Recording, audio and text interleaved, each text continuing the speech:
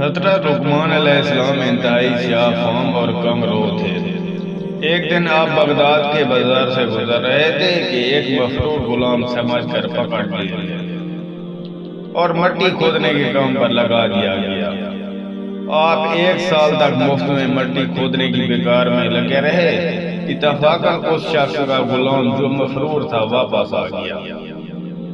وہ حضرت لقمان علیہ السلام سے واقف تھا۔ آپ کو اس حال میں دیکھ کر رنج و غم سے بے قرار ہو گیا۔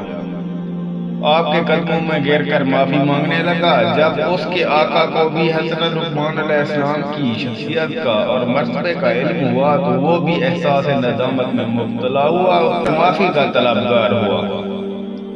حضرت لقمان علیہ السلام نے فرمایا، بھائی جو کچھ ہونا تھا وہ ہو گیا، ویسے میں گھاٹے میں نہیں رہا۔ اس مصیبت میں نے دنائی کی ایک بہت ہی قیمتی بات سیکھی ہے، وہ یہ کہ کسی شک و شبہ میں کم درجہ کا خیال کرتے ہوئے مصیبت میں مبتلا نہیں کرنا چاہیے۔ اس قسم کی مشقت اور خدمت نے مجھے یہ سبق دیا کہ اب سے پہلے تو بھی اپنے غلام سے جو خدمت اور مشقت لیتا رہا ہے وہ کسی قدر جسمانی اور روحانی تکلیف کا باعث ہوتی ہے۔ اب اپنے غلام سے ہرگز ایسی مشقت اور خدمت نہ لوں گا۔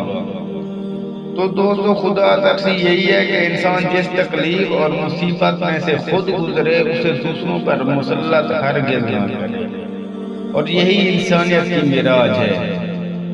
تو دوستو، امید کرتے ہیں آج کی ہماری یہ چھوٹی سی ویڈیو آپ کو بہت پسند آئی ہوگی، اور اپنے دوست و احباب کے ساتھ بھی ضرور شیئر کیجیے گا۔